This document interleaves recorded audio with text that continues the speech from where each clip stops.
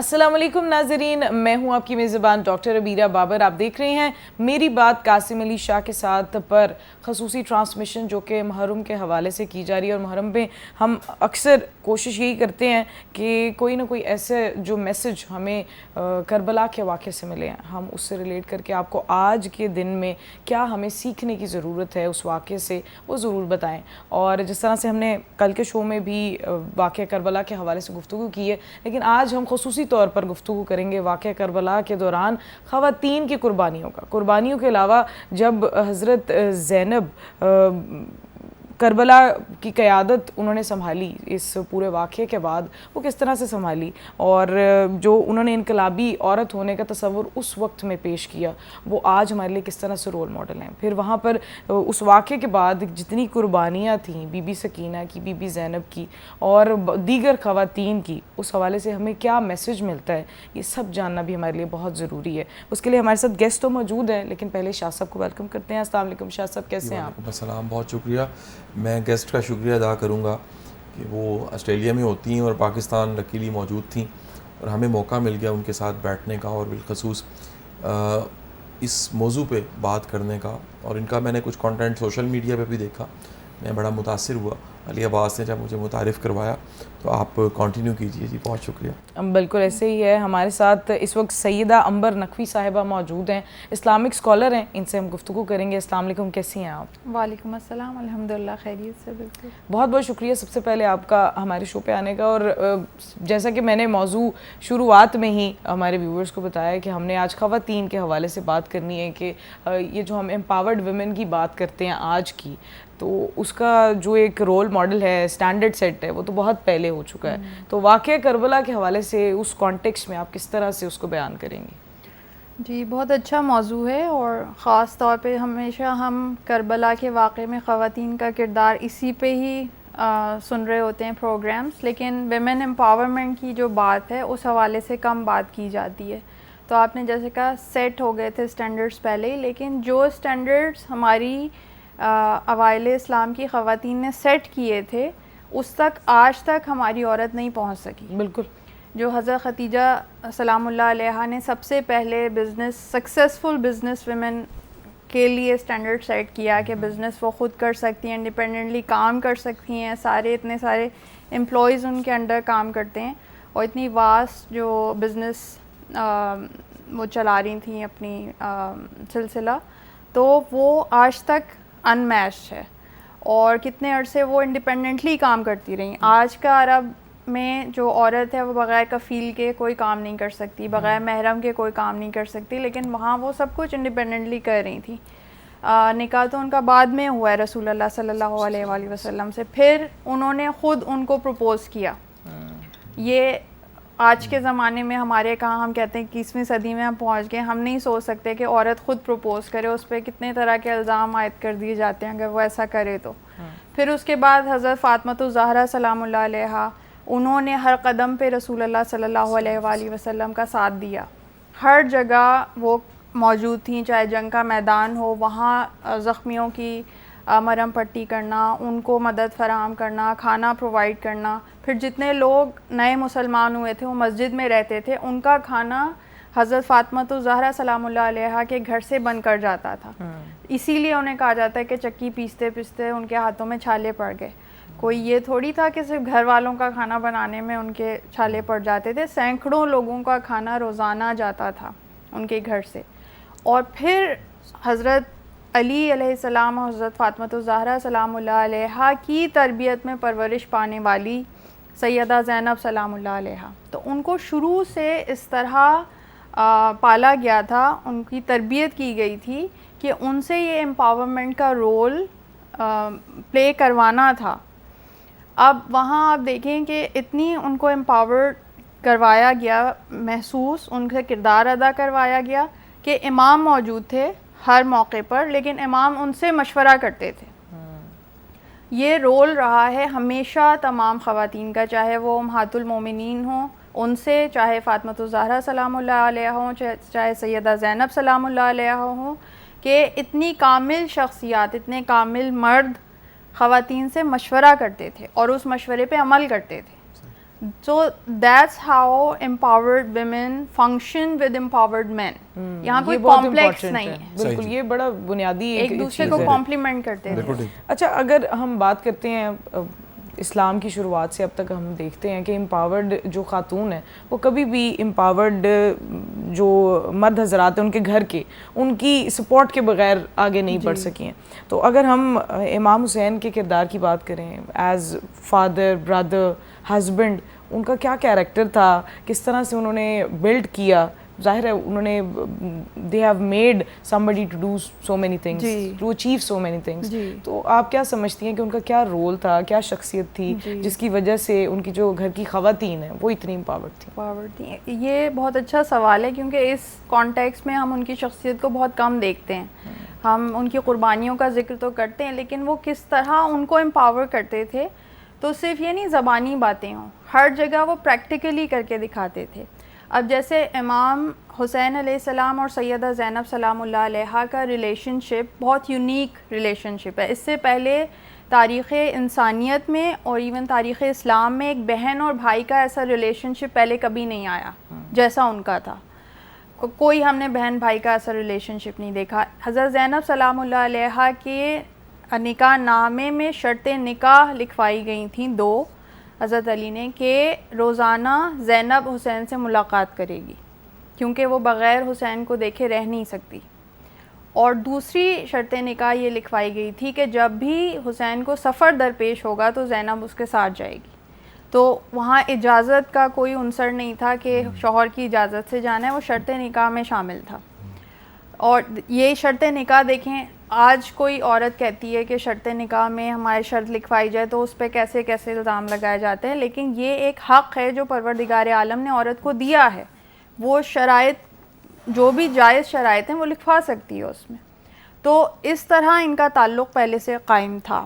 پھر امام حسین علیہ السلام, جیسے میں نے کہا, ہر بات میں ان سے مشورہ لیتے تھے. جب مدینے سے ان کا کوچ کا وقت آیا 28 رجب کو, جب مدینہ چھوڑا ہے امام حسین علیہ السلام نے, تو مستقل حضرت زینب سلام اللہ علیہا سے صلح مشورہ کرتے رہے, انہیں ہر بات بتاتے رہے, انہیں ہر چیز میں شامل رکھا.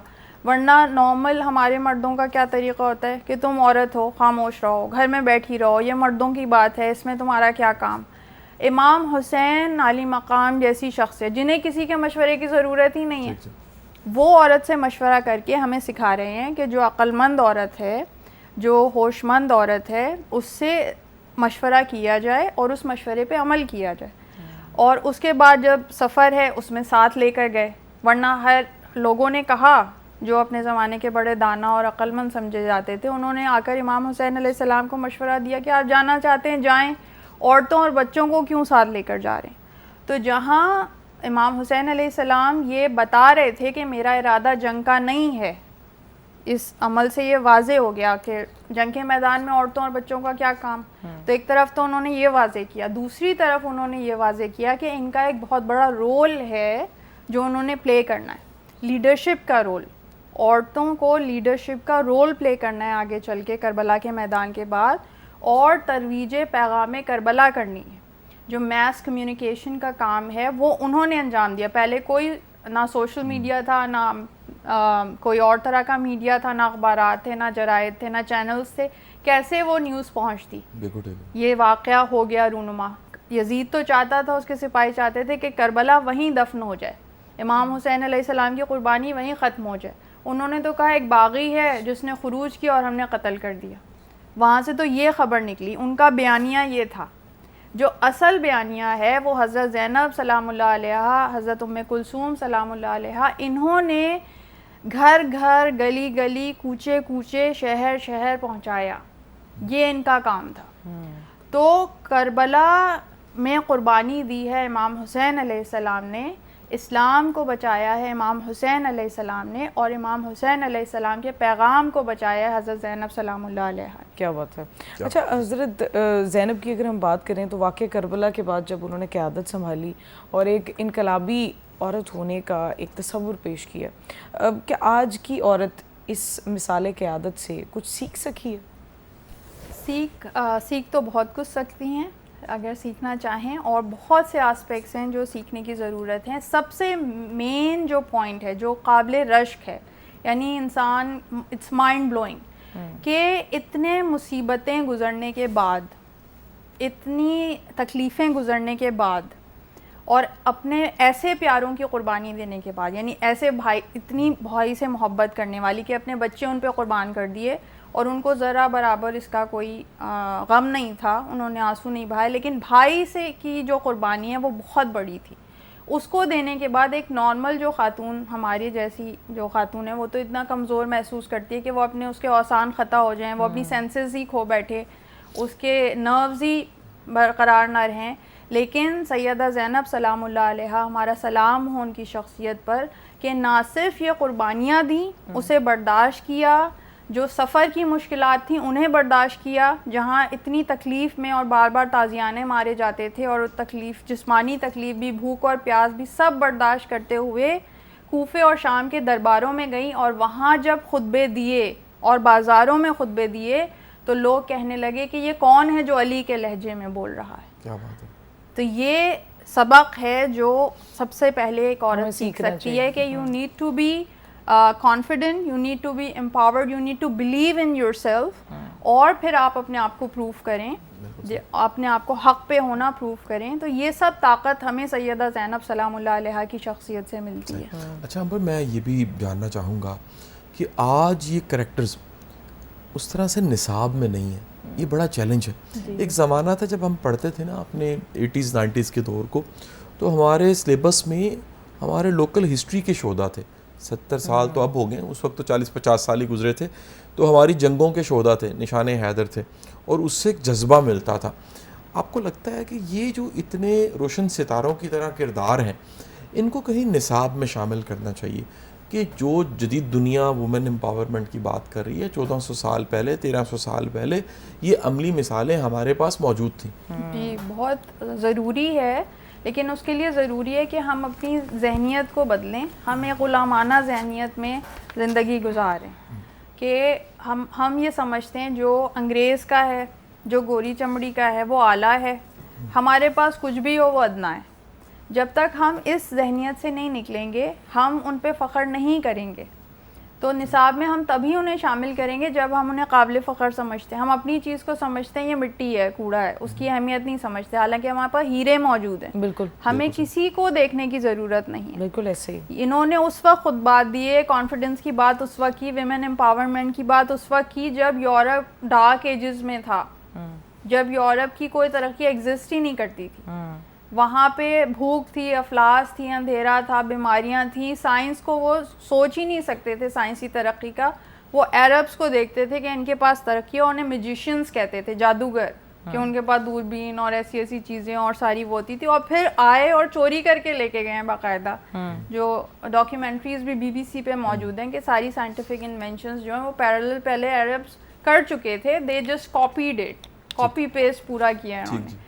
لیکن ہم یہ سمجھتے ہیں یہ سب ان کا ہے, ہمارے پاس تو کچھ نہیں ہے, ہم تو انفیریئر ہیں, ہم کیونکہ ہمارے اتنے 100 سال ہم پہ حکومت کی ہے, تو اس طرح ہم وہ سمجھتے ہیں. اب جیسے میں اسلامک اسکالر ہوں, میری ایم فل کی ہے, میں PhD کر رہی ہوں, اس کے علاوہ میں نے یونیورسٹی آف میلبرن سے مینٹل ہیلتھ میں ماسٹرز کیا ہے.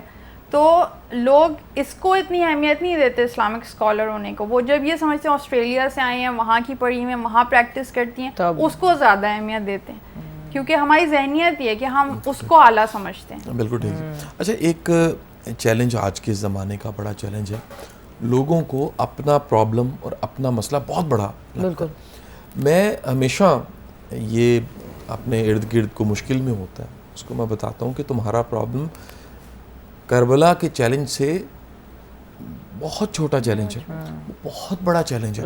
آپ یعنی ایک غم, ساری دنیا کے غم لے لیجئے ایک طرف, اور امام علی مقام کا جو غم ہے, کربلا کا جو چیلنج اور غم ہے, اس کو آپ رکھیں تو پہاڑوں کے برابر ہے. اتنی سی بات صرف امبر سمجھتا ہے کوئی, تو ساتھ ہی اس کو نا ایک تسلی تشفی ہو جاتی ہے کہ ہم تو, ہماری حیثیت کیا ہے, اور ہم جو اپنے غم کا دکھ کا ڈنڈورا پیٹ رہے ہیں. آپ کیا سمجھتے ہیں کہ یہ جو تھراپی ہے اور مینٹل ہیلتھ ہے, اور ہمارے ہاں اس کلچر میں عورت کے چیلنج بھی بڑے ہیں, لیکن تھوڑا سا بڑھا چڑھا کے عورت اپنے آپ کو مظلوم بھی کہتی ہے. وہ اپنی پرابلم کو میگنیفائی کر کے سر پہ ایک پٹی سی باندھ کے نا, پرانی عورتیں ہماری بیٹھی ہوتی تھی کہ جی میرا دکھ بڑا دکھ ہے. تو ان کے لیے کیا میسج ہے اس سارے واقعے میں؟ ان کے لیے دیکھیں 2-3 میسیجز ہیں. سب سے پہلے تو یہ کہ یہ اپنی پرابلم کو بڑا سمجھنے کے بجائے اس بڑے مقصد کے لیے کام کرنا, ایک اعلیٰ مقصد کے لیے. تو زندگی ایک اعلیٰ مقصد کے لیے گزارنا ضروری ہے, a greater good, for a greater good, اس کو اچیو کرنا. یہ جو چھوٹے چھوٹے روزمرہ کے مسائل اور الجھنیں اور اسی میں پھنسے رہنا, یہ آپ کی ذہنیت کو اور آپ کی کیپیسٹی کو بہت چھوٹا اور محدود کر دیتا ہے. تو پہلے تو ایک اعلیٰ مقصد کی طرف انسان جائے, پرپز آف لائف جو ہے وہ آپ کا گریٹ ہونا چاہیے, گریٹر بینگ اے مسلم. اور اللہ نے ہمیں بہترین مقاصد دیے ہیں جس کے لیے ہم زندگی گزاریں, وہ ہم اس سے سیکھ سکتے ہیں. دوسرا, جب آپ یہ کرتے ہیں اور ساتھ آپ یہ جو کریج ہے, اتنی مشکلات کے باوجود, جیسے آپ نے کہا کربلا کے مقابلے میں ہمارا تو کوئی بھی پرابلم عشر عشیر بھی نہیں ہے, اس کا مقابلہ ہی نہیں ہے, کوئی کمپیریزن ہی نہیں ہے. اس کے باوجود جب وہ اتنی زیادہ تندہی کے ساتھ اور ڈٹ جانے والے حوصلے کے ساتھ اور جا کر بھیڑ گئے اور اچیومنٹ حاصل کی سکسیزفلی, شام کو کوفے کو سب کو مسخر کر کے آئے, فتح کر کے آئے. تو یہ ہمیں یہ ہمت اور حوصلہ دیتا ہے کہ ہمیں بڑا مقصد رکھنا چاہیے, اعلیٰ مقاصد کو اپنا منزل بنانا چاہیے اور اس کے لیے ہمت سے کوشش کرنی چاہیے. بالکل ایسے ہی ہے. اچھا عنبر, میں آپ سے اس حوالے سے پوچھنا چاہوں گی کہ آپ جیسے مینٹل ہیلتھ پہ بھی آپ کام کر رہی ہیں, ظاہر ایموشنل ہیلتھ کے لیے بھی آپ لوگوں کو گائیڈ کرتی ہیں پروفیشنلی. آپ یہ بتائیے کہ صبر زینبی کو اگر ہم دیکھتے ہیں تو عورت کی نفسیاتی طاقت کے طور پر آپ اس کو کس طرح سے پیش کرتی ہیں اور کس طرح سے آپ گائیڈ کریں گی ان خواتین کو جو آج کا شو ہمارا دیکھ رہی ہیں؟ جی, یہ بہت اچھا سوال ہے, کیونکہ ہم عورت کو ہمیشہ ایک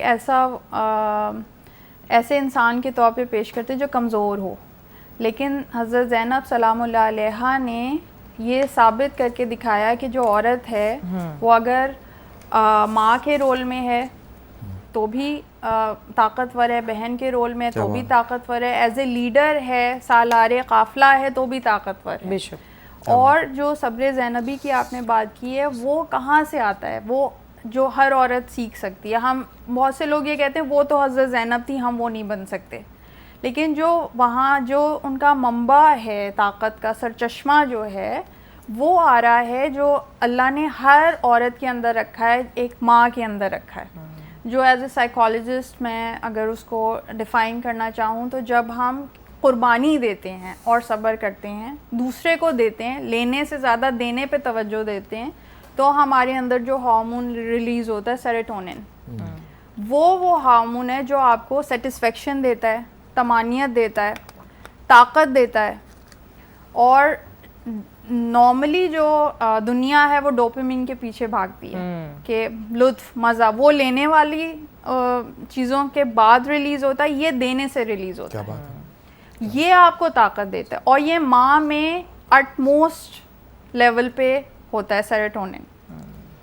تو یہ آپ کو وہ طاقت دے رہا ہے. تو جتنی آپ قربانی دیتے ہیں اتنا آپ کا یہ ہارمون ریلیز ہوتا ہے, اتنے آپ طاقتور بنتے ہیں, اتنا آپ طاقت جو ہے دوسروں کو دینے کی طاقت رکھتے ہیں. کیا بات ہے, بہت خوبصورت, بہت خوبصورت بات کیا آپ نے. ہم اپنی گفتگو کا سلسلہ اسی طرح سے جاری رکھیں گے, محرم کی ٹرانسمیشن اسی طرح سے چلتی رہے گی. ایک بریک پر جاتے ہیں, بریک کے بعد واپس آئیے گا.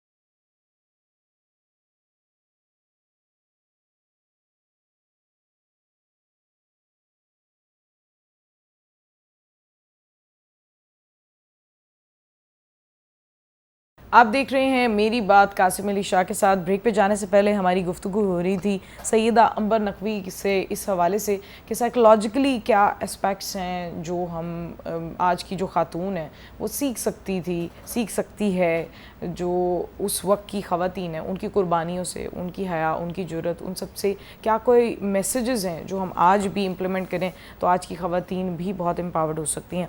اچھا عنبر صاحبہ, میں آپ سے اسی حوالے سے پوچھنا چاہوں گی, ہم آج کی خاتون کو اگر دیکھتے ہیں کہ بہت امپاورڈ ہے تو اس میں بہت سی ایسی چیزیں ہیں جو اسلامک ٹرمز میں ختم ہو جاتی ہیں آٹومیٹکلی.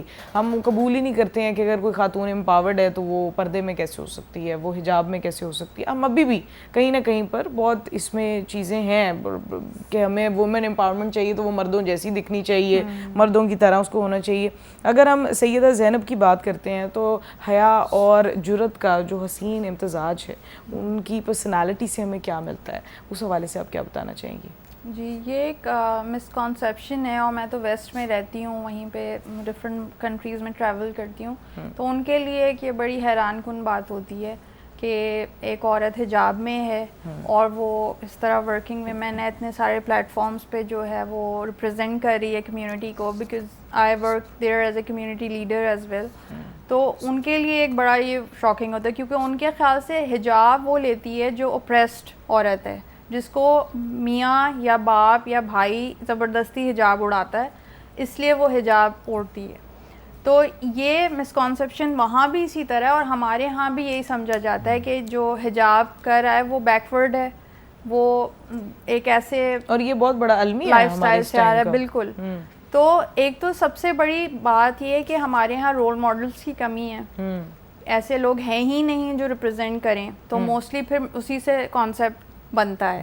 لیکن اگین ہمارے پاس جو مثالیں ہیں, جیسے آپ نے حضرت زینب سلام اللہ علیہا کا کہا, تو ان کو دیکھتے ہوئے آج کی عورت کو یہ سیکھنا چاہیے کہ کیسے انہوں نے یہ دین اور دنیا کی دونوں رسپانسبلٹیز اور ریپرزنٹیشنز کر کے دکھائیں. تو یہ صرف ہم باتیں نہیں کریں, ہم ریئل لائف میں امپلیمنٹ کر کے دکھائیں. شاہ صاحب, اس پہ آپ کیا کہنا چاہیں گے, کیونکہ آپ کا جس شعبے سے آپ کا بنیادی طور پہ تعلق ہے, آپ اتنے لوگوں سے ملتے ہیں, آپ نے یہ دیکھا ہوگا کہ یہ ہمارا المیہ بھی ہے کہ ہم نے ایک سٹینڈرڈز الگ سے سیٹ کر دی ہیں جو ویسٹرن سٹینڈرڈز ہیں. شاید ہم اپنے دین کو کہیں پر پیچھے تو نہیں چھوڑتے جا رہے ہیں. اچھا دیکھیں ڈاکٹر صاحبہ, میری بات کو میڈم بھی سیکنڈ کریں گی, ہمارے ہاں بڑا چیلنج لا علمی ہے. بالکل, بے شک لا علمی ہے, علم کی کم مقدار ہے, یا پھر ہماری ضد ہے کہ جو ہم جانتے ہیں وہی کامل ہے اور وہی کافی ہے. ایک بڑے سیمینار میں مجھے بات کرنے کا موقع ملا, اکثر میں جاتا رہتا ہوں ایز اے گیسٹ اسپیکر. وہاں میں نے بات کی کہ آپ اللہ کے رسول صلی اللہ علیہ وسلم سے عشق کا دعویٰ, عشق محبت کا دعویٰ کتنوں میں ہے, تو سب کے ہاتھ کھڑے تھے. تو میڈم میں نے پوچھا کہ آپ میں سے سیرت کی کتاب کتنوں نے پڑھی ہے, تو 90% کے ہاتھ نیچے چلے گئے. پھر میں نے وہ جو 10% تھے انہیں میں نے کہا جی ہاتھ اوپر رکھنا, آپ نیچے نہ کرنا, آپ میں سے جس نے جو کتاب پڑھی ہے وہ نام لیجئے. تو جیسے میں نے کہا تو پھر میرے کہنے کے باوجود بھی ہاتھ کوئی ان 10% میں 8 کے نیچے چلے گئے, 1-2 رہ گئے. وہ جو 1-2 تھے ان میں سے کسی نے کوئی کتاب پڑھی تھی, کسی نے نہیں پڑھی تھی, کسی کو 2 نام یاد تھے. ہمارا عشق کا دعویٰ تو بہت بڑا ہے, عملی طور پہ ہم جن کو مانتے ہیں رحمت اللہ عالمین سرکار دو عالم صلی اللہ علیہ وسلم کی ذات گرامی, یا آپ کا جو گھرانہ ہے, جو کہہ لیجئے آل ہے آپ کی, ہم نے ان کو پڑھا نہیں, بالکل ہم نے ان کو جانا نہیں. تو یقینی بات ہے جب ویکیوم ہوتا ہے وہ فل ہوتا ہے کسی چیز سے, وہ فل ہو گیا اس ویسٹرن سوچ سے, وہ میٹیریلسٹک اپروچ سے, اور اس میں جذبہ حسینی نہیں ہے معافی کے ساتھ. اس میں ایک وہ جو میسلو ہرارکی میں بڑا نچلے والا درجہ ہے, ایک سروائیول کی جنگ ہے, اور ایک خبت ہے گریڈ کا. نیڈ جو ہے وہ کہیں رہ گئی اور گریڈ پہ آپ جمپ کرتے جا رہے ہیں, وہ جمع معلوم بات دادا اینڈ نہیں ہو رہا, قبروں میں جا گرے لیکن آپ کی بھوک نہیں ختم ہوئی. سو یہ جو ایک خبت ہے مال و متاع کے لالچ کا, اس نے اتنا زیادہ ہمیں جاہل کر دیا کہ وہ سٹینڈرڈز جو ہم نے بنانے تھے ڈھونڈ کے تلاش کر کے ماضی کے ان ناموں سے, اور بالخصوص واقعہ کربلا سے, میں سمجھتا ہوں واقعہ کربلا تو آپ کی ایمانی سمت نمائی کرتا ہے. کمپاس ہوتا ہے نا, وہ ڈائریکشن بتاتا ہے کہ آپ نے جانا کدھر ہے, یا نارتھ سٹار ہوتا ہے, جب ساری دنیا میں اندھیرا چھاتا ہے نارتھ اسٹار کے ذریعے ڈائریکشن لیتے ہیں آپ, تو آپ کے ایمان کی سمت کو متعین کرنے والا یہ واقعہ ہے. سو بڑا چیلنج ہمارے ینگسٹرز کے لیے اور آج کی نسل کے لیے, اس میں بالخصوص ہماری جو بیٹیاں ہیں ان کے لیے یہ ہے کہ دین نے ساری بڑی بہترین قسم کی لبرٹیز دی ہیں, جائز. اللہ نے حدود کو ڈیفائن کر دیے, اور ان حدود میں کہہ لیجئے ماں کے قدموں تلے جنت رکھی ہے. اس میں کہہ لیجئے جو ایک بیٹی کو رحمت کہا گیا ہے, اس میں کہہ لیجئے بہترین مثالیں ہیں. ریکارڈڈ ہسٹری کو ہمارا اگر نکال کے دیکھیں اور ہم دیکھیں, دنیا کی کوئی ایک بیٹی نہیں ایسی ہوگی جس کے لیے باپ نے چادر بچھائی ہو کہ یہاں بیٹھنا ہے. اور یہ جو مثال ہے اس میں یہ ضرور سامنے رکھی ہے کہ چادر بچھانے والا اس محبت میں وہ ہے جو کائنات کا سب سے بہترین انسان ہے, اور جو بیٹی کھڑے ہو جاتے تھے, اور بیٹی جو ہے وہ آنے والی ایک نسل کی وارث ہے, ایک ایسی نسل جو دنیا میں ایک نیا معیار دے رہی ہے کہ یار مومن کون ہے, اللہ کا ولی کون ہے, خیر کے رستے پہ چلنے والا کون ہے, حق پہ کون کھڑا ہے اور باطل پہ کون کھڑا. سو میرا یہ خیال ہے کہ یہ لا علمی اور پھر ہماری ضد نے یہ مسئلہ پیدا کیا. بالکل ایسا ہی ہے. اچھا انور صاحبہ, آپ اگر ہم واقعہ کربلا کی بات کرتے ہیں تو اس میں ہمیں خاندانی یکجہتی کا بھی ایک بہت بڑا پیغام ملتا ہے. تو اس وقت میں آپ کیا سمجھتی ہیں, ایسے کون سے آپ واقعات کو ریلیٹ کر کے آج کے خاندانی نظام میں, کیونکہ ہم نیوکلیئر سسٹم کی طرف جانا شروع ہو گئے ہیں, ہم بھی ویسٹرن ایک طرز عمل کی طرف جا رہے ہیں, آپ کیا سمجھتی ہیں کہ واقعہ کربلا میں جو ہمیں خاندانی یکجہتی کا پیغام ملا تھا وہ کیا تھا؟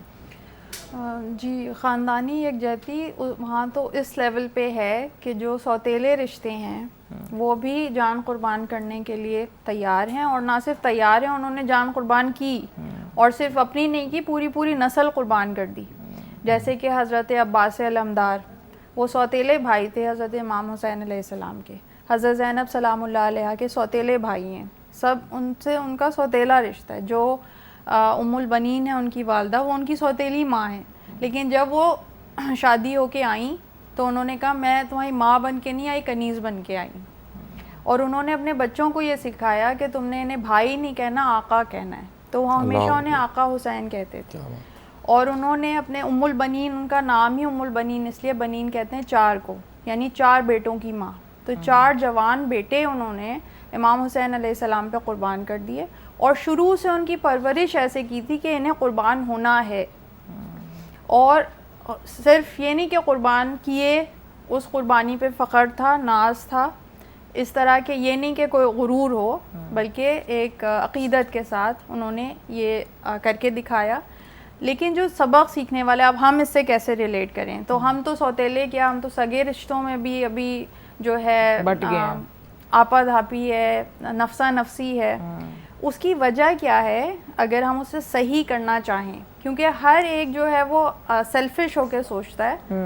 سیلف لیسنس تب آ سکتی ہے اگر خاندانوں میں جو اساس ہے, جو رولز ہیں, وہ اسلامک ہوں, اسلامک آئیڈیالوجی اور اسلامک رولز کے تحت فیصلے ہوں, چیزیں چلیں, تو پھر یہ مسائل حل ہو جائیں گے. پھر آپ کو سیلف لیسنس نظر آئے گی. جیسے میں نے کہا تھا نا کہ ایک گریٹر پرپس کے لیے زندگی گزارنا.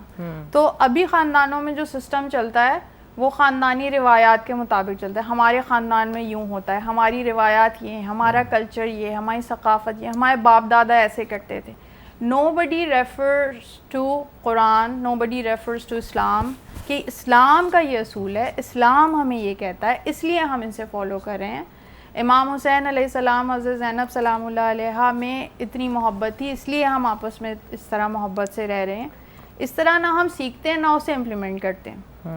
یعنی ہم نے ابھی بھی بہت ساری چیزیں جو ہیں سیکھنے والی, ان کو سیکھا نہیں ہے, بس ہم اس کو سپرفیشلی بس دیکھ رہے ہیں, طرح سنتے ہیں کہ انہوں نے کیا. ہم یہ لیول, ایک سیکنڈ لیول کہ اسے ہم کیسے اپنی زندگی میں اپلائی کر سکتے ہیں, یہ نہیں کرتے بالکل کام, اور پھر اسے اپلائی کرنا وہ تو سوال ہی نہیں پیدا ہوتا. اچھا امبر, میں جاننا چاہوں گا, آپ ملک سے باہر بھی جاتی ہیں اور آپ کا بہت سا وقت آسٹریلیا میں گزرتا ہے, وہاں پر جو ینگسٹرز ہیں ان کا رجحان مذہب کی طرف, دین کی طرف, اور بالخصوص اہل بیت کی محبت, وہ کیسا ہے؟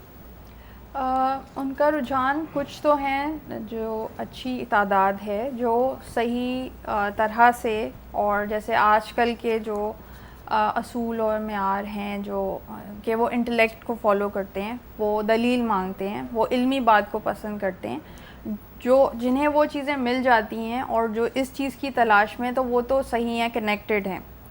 لیکن جو نہیں ہیں ان کو پھر وہاں کی جو ویسٹرن آئیڈیالوجی ہے, ویسٹرن سوسائٹی ہے, وہ اپنی طرف گریب کر لیتی ہے, کھینچ لیتی ہے. تو میجورٹی پھر اس طرف چلی جاتی ہے. کیوں کہ ماں باپ ایک تو گھر میں اسلامک آئیڈیالوجی نہ دے رہے ہیں, نہ وہ امپلیمنٹ ہوتی ہوئی انہیں نظر آ رہی ہے, نہ پریکٹیکل لائف میں وہ کہیں ہے. اگر بات ہو رہی ہے بس مسجد میں نماز پڑھ لی یا کمیونٹی میں عید اور بقرعید پہ جمع ہو گئے, اور وہ اس کے علاوہ اسلام نارمل لائف میں نہیں ہے, تو وہ پھر اس سے کنیکٹڈ ہی نہیں فیل کرتے. اور سب سے بڑا بیریئر جو انہوں نے پیدا کر لیا ہے فیملیز نے, وہ لینگویج بیریئر ہے. گھر میں جو بھی اپنی مدر ٹنگ ہے وہ نہیں وہ بول رہے. بچے انگلش بول رہے ہیں, وہ بھی بچوں سے انگلش میں پھر بات کر رہے ہیں اور فخر کریں. یہ تو یہاں بھی نارم ہے کہ جتنے آپ پڑھی لکھی جی فیملی ہے یا ہائر اسٹیٹس ہے, تو وہ شو کرنے کے لیے بچے, ہمارا تو بچہ بولتا ہے انگلش میں, ہمارا تو بچہ چیختا بھی انگلش میں, ہمارا تو بچہ روتا بھی انگلش میں. تو یہ ہم نے اسٹینڈرڈس سیٹ کر لی. اس سے کیا ہے, آپ نے خود اپنے اور اپنے بچوں کے درمیان فاصلہ پیدا کر دیا. کیونکہ انسان ہمیشہ محبت کی بات اور غصے کی بات اپنی لینگویج میں کرتا ہے. جب وہ غصے کی ایک جذبات میں ہوتا ہے یا محبت کے, تو وہ سب سے زیادہ اچھا ایکسپریس اپنے آپ کو اپنی ہی لینگویج میں کرتا ہے. تو یہ دونوں چیزیں بہت ضروری ہیں تربیت کے لیے, ٹریننگ کے لیے بچوں کی. تو جب آپ نے یہ لینگویج ہی ختم کر دی, اب آپ نہ اس سے پیار محبت کی بات اس طرح کر سکتے ہیں جیسے آپ کرنا چاہ رہے ہیں اپنے دل کی بات, نہ آپ اس پہ غصہ ڈانٹ ویسے کر سکتے ہیں جیسے اپنی اس میں لینگویج میں. تو آپ نے خود ایک بیریئر جو ہے وہ پیدا کر لیا. تو یہ وہاں اس وجہ سے بہت ڈسکنیکشن ہے ینگسٹرز کا, یوتھ کا, مذہب کے ساتھ بھی, اور ہمارے جو پاکستانی کلچر ہے یا انڈین کلچر ہے اس کے ساتھ بھی. بالکل ایسے ہی ہے. ہم ابھی ایک بریک کی طرف جا رہے ہیں, بریک کے بعد ہم یہیں سے گفتگو کا سلسلہ جاری کریں گے. دیکھتے رہیے میری بات قاسم علی شاہ کے ساتھ.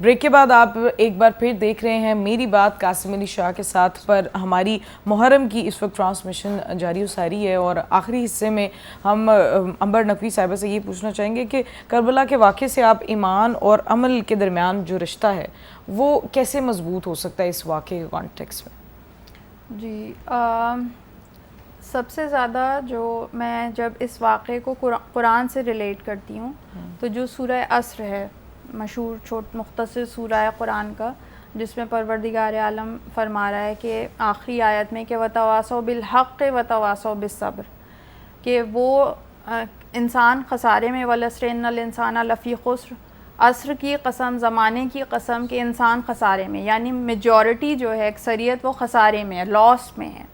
إِلَّا الَّذِينَ آمَنُوا, سوائے ان کے کہ جو ایمان لائے اور جنہوں نے عمل صالح کیا, اور وَتَوَاصَوْا بِالْحَقِّ وَتَوَاصَوْا بِالصَّبْرِ, کہ جو حق کی تلقین کرتے رہے اور صبر کی تاکید کرتے رہے. اس کی عملی مثال جو ہے وہ کربلا میں ہمیں نظر آتی ہے کہ وہ تھے جو ایمان لائے, وہ تھے جو اکثریت سے ٹکرا گئے, اقلیت تھی, اور اس اقلیت نے نہ صرف ایمان کا مظاہرہ کیا, عمل کا مظاہرہ کیا, اور ایک دوسرے کو صبر کی تلقین بھی کرتے رہے اور حق کی تاکید بھی کرتے رہے, کہ حق کی تلقین اور صبر کی تاکید کرتے ہوئے آگے بڑھتے رہے, ایک دوسرے کو سہارا دیتے ہوئے. تو یہ جو عمل اور ایمان کا یہ کمبینیشن جو ہمیں یہ صورت بتاتی ہے کہ جو ہر مسلمان کا, مومن کا لاہ عمل ہونا چاہیے, وہ ہمیں کربلا سے ملتا ہے اور نظر آتا ہے. بالکل ایسا ہی ہے. اچھا شاہ صاحب، اس سے میں آپ سے بھی یہ سوال کرنا چاہوں گی اور سیدہ صاحبہ سے بھی کہ آج کے مسلمان کو چاہے وہ عورت ہیں یا پھر آج کا نوجوان ہے، امام حسین اور سیدہ زینب کی جو شخصیت ہے اس سے کیا سیکھنا چاہیے؟ آج کیا ضرورت ہے نوجوان کو، چاہے وہ مرد ہے عورت ہے، کہ وہ اپنی پرسنالٹی میں ایڈ کرے؟ دیکھیں ڈاکٹر صاحبہ، جو انسانی ترقی اور گروتھ ہے نا، اس میں آج سائیکالوجی بھی مانتی ہے رول ماڈل کا جو کردار ہے اسے نظر انداز نہیں آپ کر سکتے.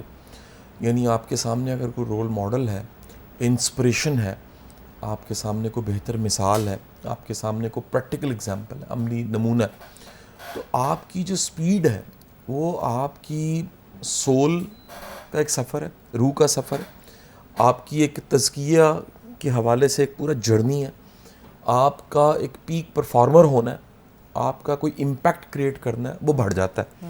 سو یہ مثالیں، عملی مثالیں جو امام علی مقام کی اور سیدہ زینب کی ملتی ہیں، یہ تحریک پیدا کرتی ہیں، اور یہ ایک مثال ہیں آپ کے لیے کہ آپ یہ دیکھیے ان کے نقش قدم پہ چل کے آپ فلاح پا سکتے ہیں، خیر پا سکتے ہیں، دنیا آخر دونوں کی کامیابی کو حاصل کر سکتے ہیں. تو ان سے بڑھ کے کوئی بہترین رول ماڈل کون ہو سکتا ہے؟ بالکل اسی طرح سے آپ کیا کہنا چاہیں گی اس پر؟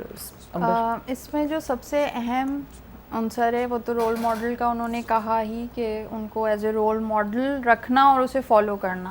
لیکن جو تحریک جو وہ ہمیں دیتے ہیں اور جو سبق ہے کہ حق پہ قیام کرنا اور باطل کے خلاف ڈٹ جانا، یہ بہت امپورٹنٹ ہے. اس کے لیے قربانی دینا ایٹ اینی کاسٹ. اگر آپ حق پہ ہیں تو اس پہ آپ ڈٹ جائیں اور باطل کے خلاف قیام کریں. یہ مثال اور یہ عملی نمونہ ہمارے پاس نہیں ہوتا اگر کربلا نہیں ہوتی. تو اس کو امپلیمنٹ کرنا at every stage of our life. اس کے لیے ضروری نہیں ہے کہ ہمیں جنگ کے میدان میں ہی جانا ہے. ہمارے ہاں روزمرہ میں ایسے چیزیں آتی ہیں جہاں باطل سے ہمارا مقابلہ ہوتا ہے، ہم سرنڈر کر دیتے ہیں جسٹ کہ ہمارا کوئی انٹرسٹ اس سے جڑا ہوتا ہے.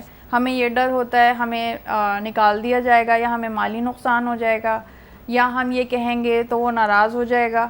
تو ان چھوٹی چھوٹی اپنے فائدوں کے لیے ہم یہ بھول جاتے ہیں کہ باطل کے خلاف ڈٹ جانا اور حق کے لیے قیام کرنا یہ پہلا سبق ہے جو امام حسین علیہ السلام نے دیا. بالکل ایسے ہی ہے. اچھا، as we reaching to end of the show as well, آخری چند ہمارے پاس منٹس ہیں، لیکن میں چاہوں گی کہ آپ یہ ضرور بتائیں کہ ہر جو واقعہ ہے اسلام کی ہسٹری میں اس کے بنیادی کچھ اصول رہے ہیں.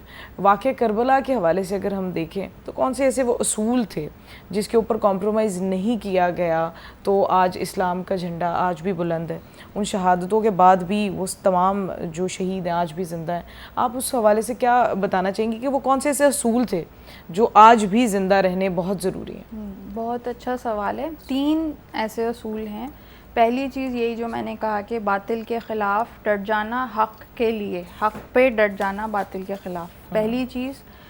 دوسری چیز جو تھی جو امام حسین علیہ السلام نے بھی نکلتے ہوئے اپنا مقصد بیان کیا اور جا بجا کیا، کیونکہ سب سے زیادہ انسان خود ڈیفائن کر سکتا ہے کہ اس کا مقصد کیا ہے.